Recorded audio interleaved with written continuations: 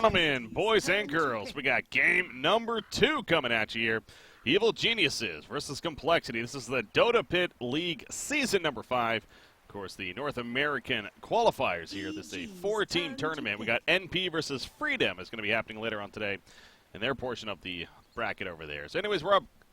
Complexity, that is up 1-0 here in this series. So definitely maybe a little bit of surprise to some people, but definitely Complexity looking strong overall in that first game. It was a very back-and-forth game for the most part, but then Complexity eventually pulling through behind a Templar Assassin as well as a Slark especially. So they took game 1, and we'll see what happens in game 2 now. I'm Breaking CPK, of course, joined by CC and C here once again as my co-caster. And interesting start to this draft, to say the least. What do you think so far? I mean, Nature's Prophet popping out. Wow. So yeah, they're taking the Drow Ranger. EG banned the Wisp, and Wisp is a really good hero typically versus the Drow Ranger. So I guess thinking, okay, well, we'll take the Drow. There's no Wisp in the pool. You know, it's a strat that a lot of teams go for, a lot of teams can play. So I guess choosing to go for it this game, and then EG following up with the Nature's Prophet Ogre. Typically, one of the best ways to beat a Drow Ranger is crushing her in the lane and then sort of running over her, keeping her from hitting that timing where they sort of run down all your buildings. And Furion is probably the fastest offlaner in the game. Gets active super early on, very strong in lane, and falls off very quickly. So sort of matches the Drow's timings quite well. Destroys the Drow early, and then whenever the Drow is weak, Furion is also a little bit weaker, but the team sort of picks up the slack. Then the Ogre also a hero that very strong in lane, so they may do some sort of dual lane with the Nature's Prophet off lane. You know, it's kind of funny because I was watching some other games earlier on today, and I'm pretty sure there was one game where we saw a Nature's Prophet in it. I think it was for one of the elimination games, so the elimination tournament that's currently going on. So, you know, again, not necessarily your true tournament as far as having all those bans and everything like that. But I was kind of wondering why we didn't necessarily see this hero more. Because, I mean, throughout history, Nature's Prophet has actually been fairly relevant, right? Like he's had his time in the meta, you could say. But why is he not now? I mean, the hero just... A lot of the offlaners now that are in flavor are heroes that have an initiation tool, heroes that, you know, are tanky. A lot of them are strength just because, you know, that's typically what initiators are. But, you know, the Sand King, Slardar, Bat Rider, all these heroes that can start fights. And mids now being more of, like, heroes that can transition into the late game, that can fight early and then also can do damage later on. Offlaners almost always fitting in that role of the initiator, and Furion doesn't really fit in that role. It sort of forces your mid to be more of a space creator, because the Furion doesn't really initiate fights, and so you need another hero that can jump things. Sort of makes the draft weird. And the Nature's Prophet, also a hero that doesn't scale particularly well in the mid game, can become good again later in the game. Much later, whenever you start getting, you know, Bloodthorn, a lot of items starting to split the map, cut waves with your ulti, but until that point, the hero has a very big drop-off in usefulness. All right, well, fair enough. Well, again, though, EG going to be running it here. You gave your reasoning for it, and wouldn't be surprised that obviously that's what they're thinking too. So, against the Drow, in this case, happens to match up pretty well. That with the Ogre Magi, a lot of roam, a lot of gotcha potential, as I like to call it, coming out on the side of Evil Geniuses already. So we'll see how they follow that up now. Their third pick to come. You see the following bands. It was a Timbersaw coL, and then followed by a Slark and a Naga Siren from Complexity. So, going to be some thought here from Crit. You think they're going to kind of keep this idea of a very mobile team, or what?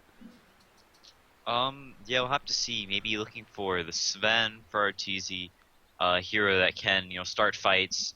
The armor, always good versus the Drow Ranger. Can be good in lane versus the Bat Rider if you have another strong support, so a hero that can threaten kills on him. Maybe looking for that, maybe fourth pick. Right here, probably either looking for a second support or maybe an early Sumail hero. But I would assume a second support. There's still Oracle in the pool, still Vengeful Spirit. I think Venge maybe slightly more likely because the damage aura very nice with Nature's Prophets. You know, whatever carry they want to pick, the swap, you know, obviously good versus the last one. You can also swap the Drow Ranger into your team. Whenever the Venge dies, canceling out a lot of Drow Ranger's damage. And, you know, whatever other right clickers you're going to have with the Drow. So maybe looking for a Venge here, maybe something else, I'm not really sure.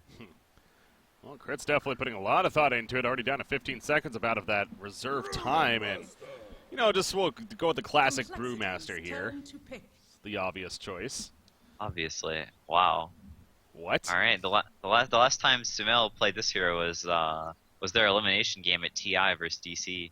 He died solo to Weehaw like 3 times or something, and it made the game real difficult for them. Ended up getting like um, ratted to death in the end. So we'll see if he put that behind him and is gonna show us what his brew is actually like.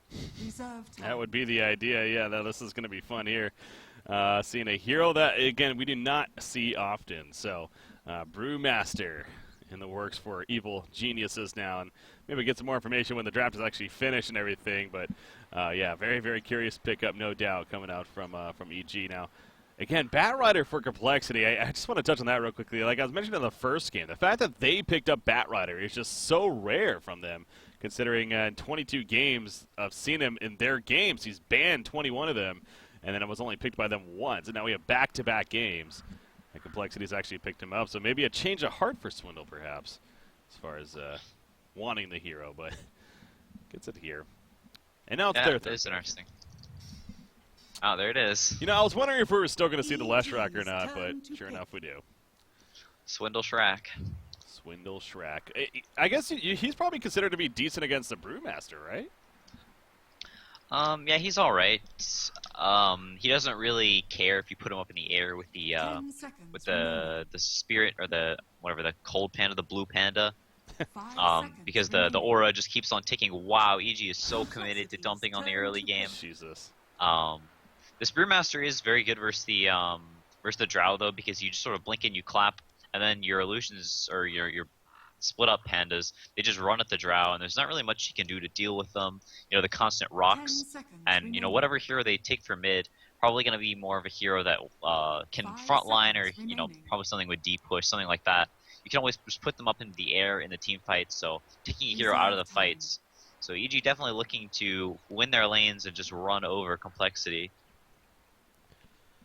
Yeah, this is one of those. Now, kind of because, again, that third pick, Crit was spending a lot of time, and whether or not he was really analyzing the draft and they were talking things over, or he just simply was looking at his phone and realized that he had to draft, I mean, we don't necessarily know for sure. But this feels like one of these. Clearly, EG had a game plan going into this kind of drafts. I mean, you don't pick Nature's Prophet first and then Brewmaster third and the Chen thrown on top of that as a fourth. Just simply out of the air, it feels like. So, Undying going to come out with that fourth pick for Complexity here. And now the final bans to hit. But where are they finishing is my question now. Yeah, I don't know. The Undying Batrider, a very, very strong dual offlane. Going to do that classic Z-Freak move combo. So, probably looking for a very strong laner for EG, a hero that can actually deal with that and get a reasonable amount of farm, because it's probably going to be a solo hero even, so maybe looking for a Faceless Void, but not a lot of damage to throw into the Chrono from EG. They may end up just doing a solo Furion off lane and having the Chen rotate down early, or have the Ogre start up top and then go down to bottom once the Chen has a couple of creeps and sort of invade this bottom lane. Not really sure, but maybe looking for a more self-sufficient hero for EG like the Void. Not sure what else there is that can really do that well versus a Batrider Undying. Yeah, I was just doing some quick research, too, on the Brewmaster. I mean, you're right on point with the Digital Chaos matchup there at the TI. And even before that, it was 3 months before that. So, like, 6 months ago was the last time they played it before TI, and then it's just, they've not played this hero in forever. So maybe he just simply wanted to play it, too. Puck coming out with their final pick for Complexity. So that gives them, some good mobility themselves, some decent lockdown, obviously. Nice mid-presence here. Yeah, it's also a very nice deep push. Oh, there's the Weaver. So here that doesn't really die versus top lane, we'll be able to get some farm. The Bug's really, really nice versus a lot of their heroes, makes them super squishy. Not a lot of heroes, or very few of their heroes have like a reasonable amount of armor. Only the Drow with good armor numbers. So the Bug's gonna be really good versus them, and just a hero like I said before that can actually survive. The Void not really being that great, as EG doesn't have much chrono damage, so a hero that can also run down the Drow quite easily. Well, ladies and gentlemen, this is game number 2 with Complexity up 1-0 over Evil Geniuses. So, Obviously, again, you kind of like just tuning in and you look at these drafts and it's like, wait, are we in an elimination mode? No, this is actually a tournament match. This is the Dota Pit qualifiers coming at you for the North America region. And, of course, again, it is a double elimination, but still, EG not looking to lose here and get knocked down to lose his bracket is a very safe statement to make, I think. So it should be fun, though. Here we go to kick things off now with game number 2. But yeah, Complexity getting their hands on the Drow right away. So obviously, you think of successful heroes as of late, especially on the meta here of Dota 2, and Drow most certainly fits that. So one to be happy with. Oh, they're gonna miss each other. Holy cow! Neither of their smokes are gonna get broken. That looks, because it almost looks like Undying's chasing him, but there we go. Oh, they saw that one. Yep. That was a little more noticeable. That was so clowny. Yeah. Just following each other smoked across the river. Eventually gets exposed, and I just love the spam pings coming out now. Swindle will put that Sentry Ward down himself and cancel or take out the others. So Zai, meanwhile, here on Chen. That's going to be fun to watch. Zai, a very mechanically sound player, getting his hands on Shen, so I'm always excited to see some good Shen players, although not a popular hero, I know. Yeah, this I'm interested to see how this mid matchup goes. The Puck with the Drow Aura should do quite well versus Brew. So I'm not really sure how this lane goes with Drow Aura. I would assume it's pretty Puck favored. So if Cancel can like win this mid lane, keep Sumail from getting a quick blink dagger, they'll definitely be in good shape. And getting that getting the rune kill is not the rune kill, the ward kill as well. So already up to 100 gold and it has the salve as well. So yeah, definitely the start you want to have with the Drow strat. You got Ogre here in the middle, applies that Bloodlust right off the bat here to the Brewmaster, and gonna go elsewhere, but let's see what Sumail is able to do. Applies that Drunken Haze right off the bat, and goes in there for some auto attacks, and you see the misses already starting to come out here. So Undying, though, Z-Freak, he's gonna be in the area. Z-Freak, that's just, again, the type of player that he is, tends to be, and always gonna be active, so immediately applies the harassment to Sumail himself, and gonna make him take some good damage. So Sumail does have the salve in the stash currently, but not on him. And actually, this Ori Orb connects right there, but not enough damage. But getting him really low already. Gonna force Moo actually starting in the jungle, so Arteezy's gonna have a free lane for quite a while. Maybe playing around in the jungle, so if they do get aggressive on the Drow, that he can rotate up, maybe take part in those fights. But kind of interesting. Bot lane, definitely a lane that he can go to. And oh wow. He eventually gets going to Brewmaster. I mean, that's just simply, yeah, Brew just was not able to reach it. He didn't have the salve on him yet. It was being delivered. It just did not get there in time, though. And Cancel hit the Illusory Orb and eventually got the kill as a result. So, well played right there, and that's a first blood coming out.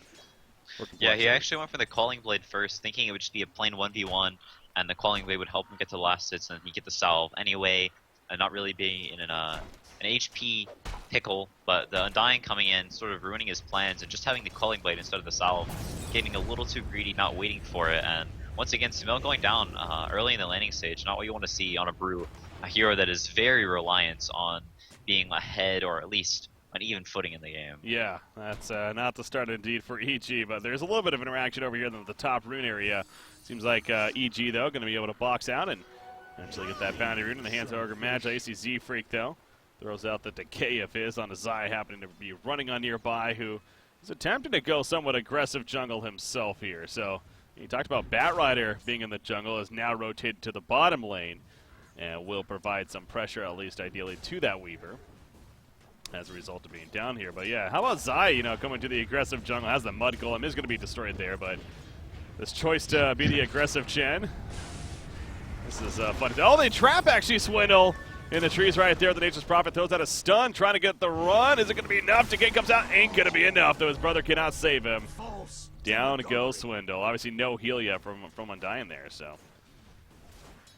Yeah, this is exactly how they wanted to play. They wanted to get some early levels on this Ogre, gets his level 2. He actually scaled the Bloodlust first, trying to help out Sumail in the mid lane with that. making last hitting a little bit easier. Now, just storming this Drow's top lane, making life as miserable for her as possible. That seems to be what EG's game plan coming into the series was, just realizing that Complexity's safe lane is typically reasonably weak and trying to punish that, and working so far in this game. This one I'll just meanwhile continue to do some pull cam as he's back. Bat Rider goes down bottom lane. I caught the tail end of that right there. Nature's Prophet porting in. Did he actually get that assist right there? Yeah, like I think did, so. I think he had got a couple of chip hits in. Yeah. Weaver the one with the kill, but yeah, well played to help secure that kill on a Bat Rider at the bottom lane. Missed the beginning of that, but is that a case of, I mean, obviously, you know, Bat Rider being out here dying, it's not necessarily means that you should change everything here, but mentioned he wasn't there at the beginning. That's up top here. Swinnemel's in trouble yet again, being collapsed on Zaire. The Split Earth is not going to save him. This goes back to this is exactly what EG wants. This aggressive pseudo tri-lane really coming out. And it's doing work up here. Yeah, Swinnel giving up kills again. Sort of a repeat of last game, what's happening. We'll see if EG's able to hold their lead this game and turn it into, you know, an actual like grip on the game that lasts.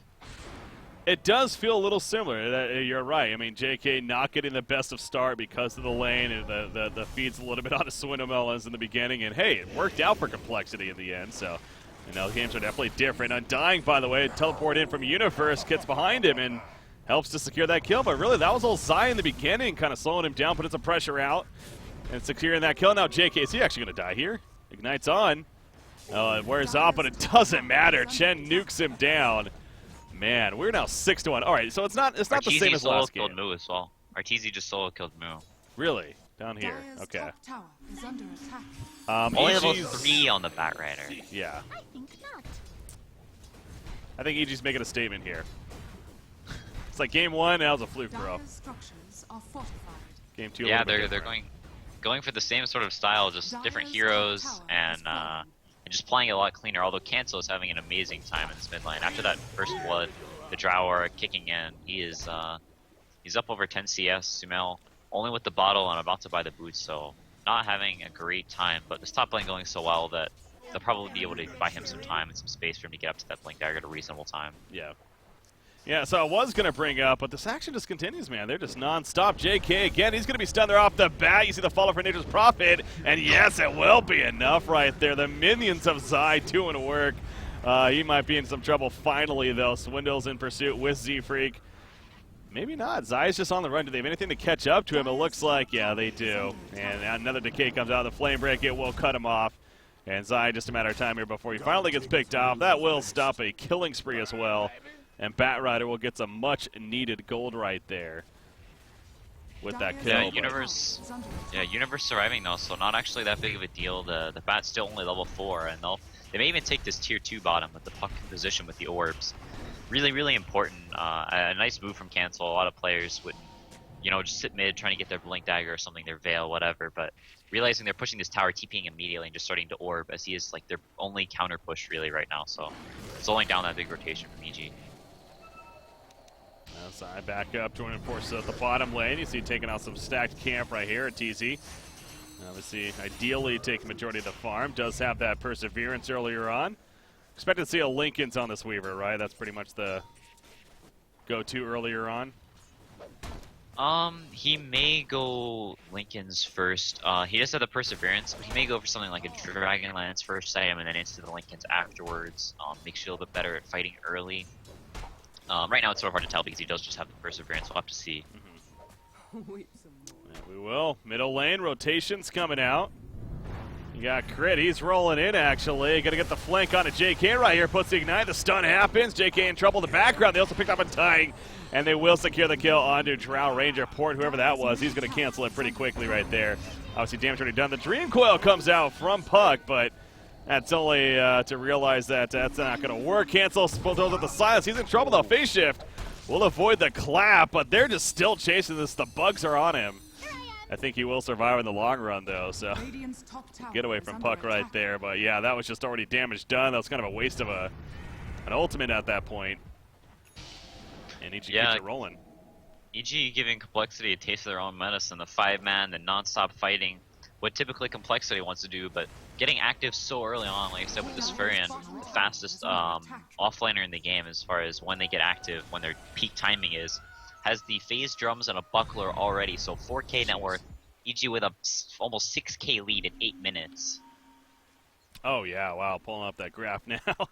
That is quite the lead here for EG. So, yeah, as far as positive, though, for Complexity, again, it goes back to at least Puck. Cancel here has had a fantastic start. Ogre Magi roaming on through. Chen is here as well, and actually, they did not realize the Ogre was there, though. Chen does get taken out, but now Ogre in pursuit, trying to take out Z-Freak. He knows he's in trouble, though, as Brewmaster is going to split up with the Primal Split. So they got Leshrac. It's a 1-for-1. Now he's going for Drow.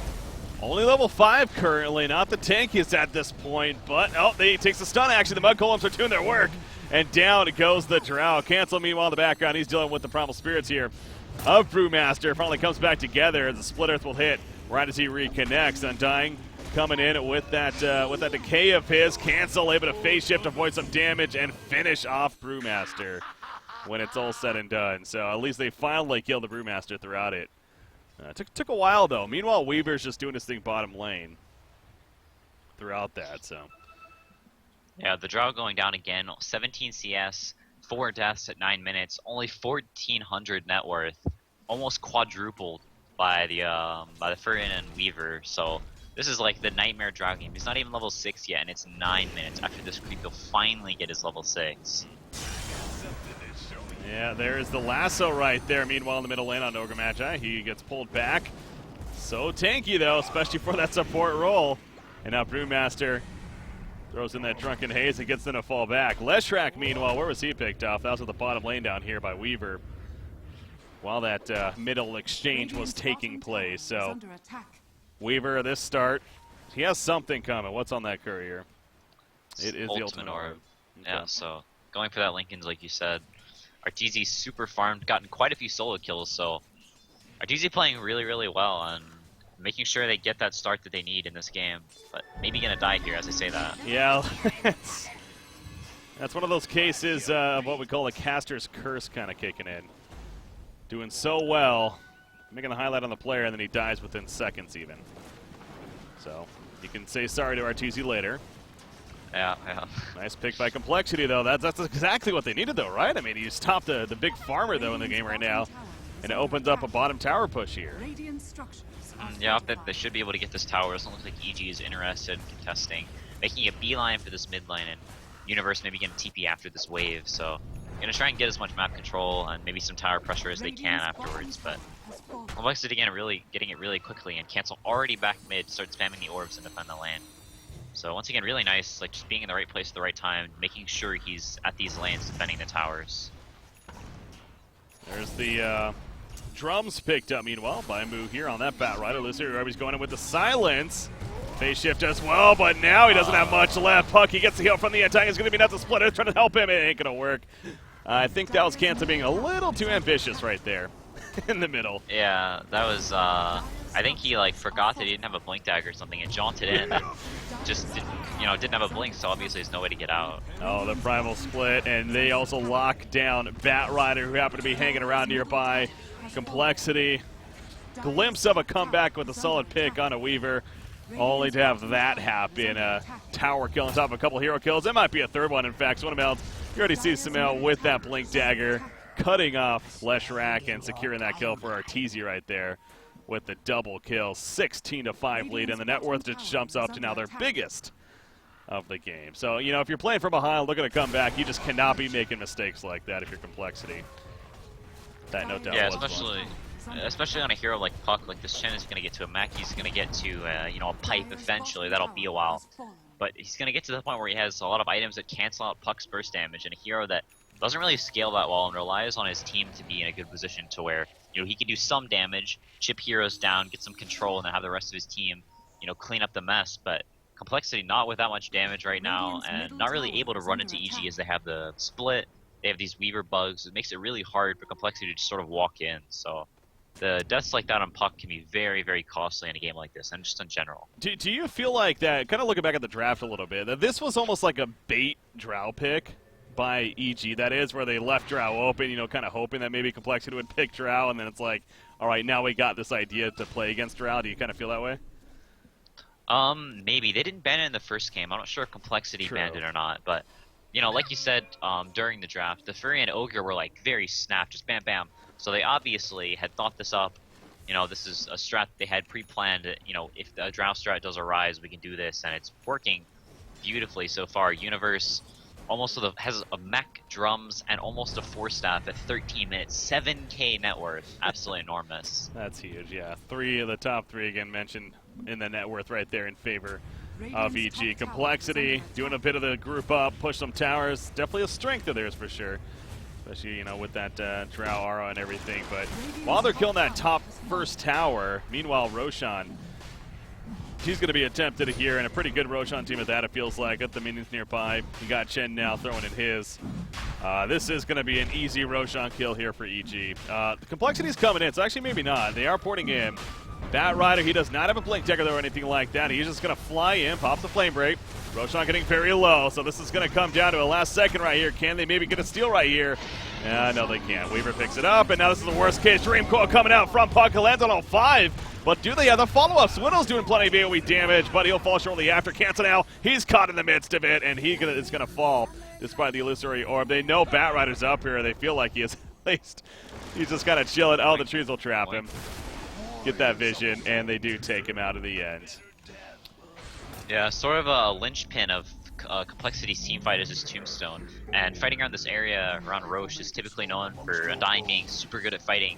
But the Flame Break actually bumping up one of the Wildkins onto the cliff where the Tombstone got placed, so they're able to just right-click it, coordinated that really well, and, you know, killing the Tombstone super fast, so the zombie is not stacking up, and Z-Freak's hero is just really not doing anything in that fight. Undying also a hero that's not typically known for being great from behind, and also EG with quite a few ranged heroes, and Nature's Prophet, the Weaver, both really good at killing the Tombstone, especially with the Geminate attack and the Bloodlust as well, so speeding up their attack speed and that thing just evaporating. That's a really good point, actually. Yeah, just overall the impact of Complexity's lineup, this just feels like an outdraft game. As unique as a draft this was in some ways, again, the snap pick of the Nature's Prophet and then even that 3rd pick Brewmaster here of EG, it really has come together, and it kind of makes it even more noticeable that, oh, that's why they went these heroes and, you know, chose to do that. And I'm not saying Complexity should concede here, but especially after that last fight that took place, that felt like one of those, maybe that thought should start kind of kicking in. You know, they're up 1-0, so obviously worst case they just tie it now 1-1 and head to that game 3, but they are going to still grind it out for the time being. But right now, I mean, their Drow's all the way down there, and what is that, the 7th place spot at 3,800 gold net worth? That's not where you want to be. So they're going to try for a pick here middle lane, but no, Bat Rider doesn't have a blink dagger, so yeah, going for that drums build again. No real way to initiate without the bat blink. They have the coil, but not really how you want to initiate. Pucks are sort of like storms and heroes like that. You want to be going in second. You don't typically want to be the prime initiator. And the bat without the blink dagger, the puck either forced to go in early or somebody just be really out of position. They can walk at them. No Kunkka this game to set up the bat, letting him walk in anymore. So not the Undying not having near the same kind of impact as the Kunkka did last game. No. Yeah, definitely not right here in middle lane there. EG now kind of just grouped up. Again, they obviously have that Aegis on a Weaver, that with the Lincoln Sphere, and of course the time lapse on top of it. It's like, how do you deal with this Weaver here? They get him they get him a little low, but he healed right back up, and he's good to go. So he's going to fall back. It looks like EG's not going to force the issue right here. Complexity grouped up together, and they're rolling out now. This is a bit of a fake fallback, though, from EG. Be careful if you're Complexity not to just overrun your boundaries here, but yeah, they are going to be fine. Do you feel like EG could just kind of right-click on the uphill, or do you understand why they're playing this a little more passive? Yeah, it's sort of hard for them to push the high ground directly like that. The bat is always going to be fire-flying and like killing the waves initially, so they're just sort of cutting the waves, keeping them trapped inside their base. You know, they walk up, they get some right-clicks in, and when their waves die, then whoa. Well, there we go. Brewmaster jumps in. The Thunderclad, the Primal Split coming out. Moo, he's the target. He's going to be fine in the end, it looks like, but Swindelmel's going to also be locked down, trying to do a little bit of AoE damage from afar. Ain't going to happen, though. Arteezy finally comes in and secures that kill. The Sakuchi in, and down goes Leshrak. He's not buying back. This is easily going to be Rax here. You see Samel kind of just walking back to the team. Not really fearing anything at this point. Dream coil is ready to be used by Cancel, but that was the heal, I believe, coming out from Chen right there. So everyone, back to full life essentially. The trap on him in the background. It almost just feels like, again, Complexity just going to be raising that white flag here soon. Our TZ does pick up the kill on a puck meanwhile. So I think EG in a good spot to be claiming game number 2 here. But there's a buyback from Puck, so we're not done just yet, they say. The Dream Coil in the background catches a couple. Probably last-ditch effort from Complexity. But Arteezy in the front, he does have the Aegis. He'll be fine. He also still has a time lapse on top of that. Swindle's running through with that AoE of the Diabolic Edict. Ain't going to happen, though. Z-Free gets picked off. And they do clean through, and there it is. The GGs. Game 2 will go to EG. We're going to a Game 3 CCNC. Yeah, they handled that Strauss strat. Once again, sort of playing the same style as they did last game, focusing on that safe lane and trying to win that lane really, really hard.